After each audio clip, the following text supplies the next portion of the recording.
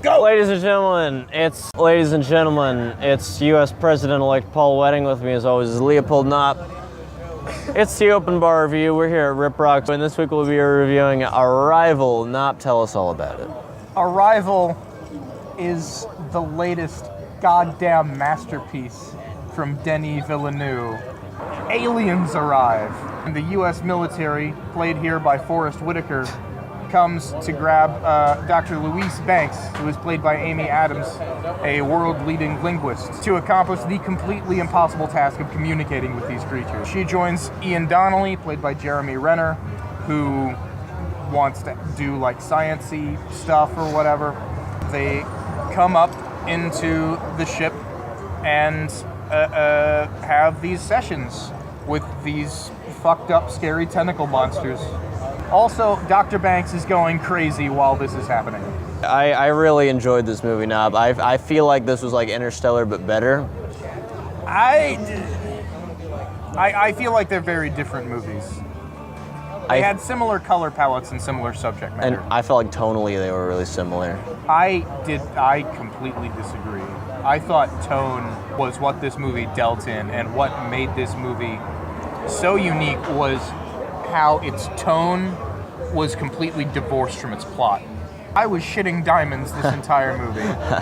This is a tense, scary movie, and it's not really a horror movie at all. So you've got the plot line with aliens coming, and they're meeting aliens, and they get into the ship, and gravity all fucks up, and big scary tentacle monsters, but it's not really about that.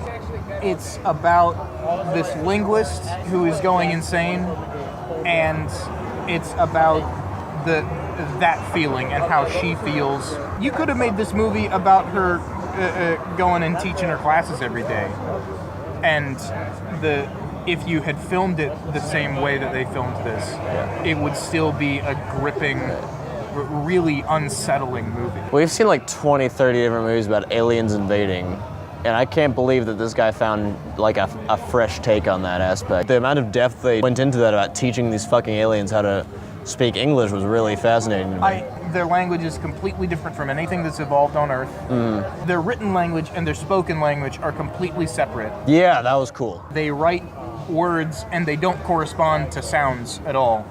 And I felt like it was the movie, where the movie has a plot and that doesn't correspond to how it feels to watch at all. Oh, that's great, and I felt like that was kind of like a thing that they were doing. The score for this, it was Johan Johansson, I think he's the same guy that did Sicario. He made a score out of voices, and they were just doing vowels. Oh, that's amazing. And that's what that ma, because that's what the movie is about. That's great. It's about language emerging. Yeah, I don't know if you felt this way, but I thought this is like one of the greatest movie twists I've ever seen. I got it during the middle of the scene when she was in. When did you figure out what was going on? When she was explaining to her daughter about why her dad left. That was when it hit me. I'm like 20 minutes ahead of you too. Yeah. Ha ha ha. The fact that there is a twist ending is a spoiler in and of itself. Yeah, you're right. I didn't see it coming at all. This is not a mystery movie, and it's not a horror movie, but it feels like it. I really want to see it again, just talking about it.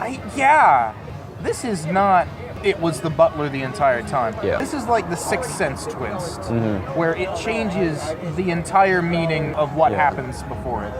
And it's such an introspective moment. Like, it makes you think what would I do in this situation? It really makes you think about just the meaning of life in general, and I really appreciated it. It's a huge mind fuck. Yeah. I thought the romance got a little heavy-handed at the end. Oh, it wasn't about the romance. Yeah, I wasn't looking at the aliens, I was looking at you. Me and the girl I was with both groaned out loud in the theater watching that shit.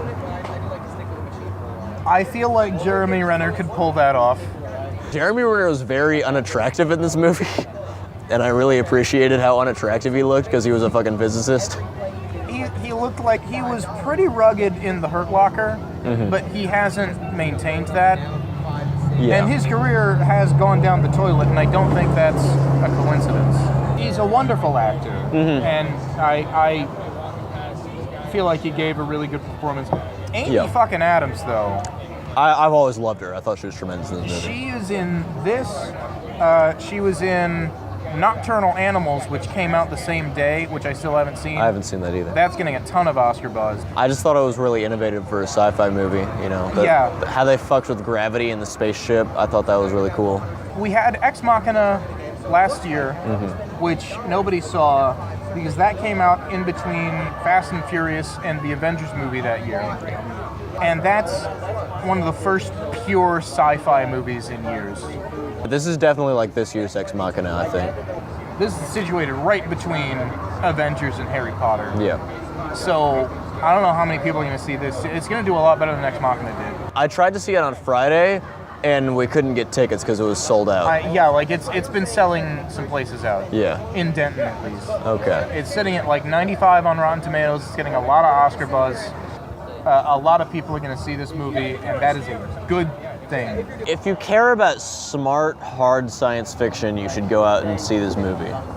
It's a Nebula award-winning story that it's based off of, too. I didn't know it was based off a story. Yeah, it's based off of a 2000 Nebula Award winner called Story of My Life. I'm going to have to read that. Okay. So, you know, this is not just supporting sci-fi as a movie genre, this is supporting sci-fi as a fiction genre. Sure.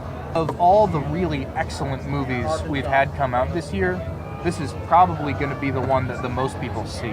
Hopefully it gets some nods and some more attention. Last call. Knopp, how many beers would you give Denis Villeneuve for this movie? All of them. This guy is the new master. Yeah. This guy is the director right now, waiting with bated breath to see what he does next. I would also give it 5 beers. Denis Villeneuve is unfucking touchable right now. He's coming out with fucking hit after hit, critically at least. And you need to see this movie as soon as possible because it just makes you think in a way that you normally wouldn't try to outside of it. And then you probably need to see it a second time. Yeah, this movie definitely warrants multiple viewings. I feel like this would be a pretty good movie to watch drunk. I think it would probably warrant a sober viewing. I was also scared of the tentacle monsters. They were a little. They were really unnerving to me. Yeah, which I liked though. Paul Wedding, Leopold Knopp, Arrival, Riprocks. Cheers. Cheers.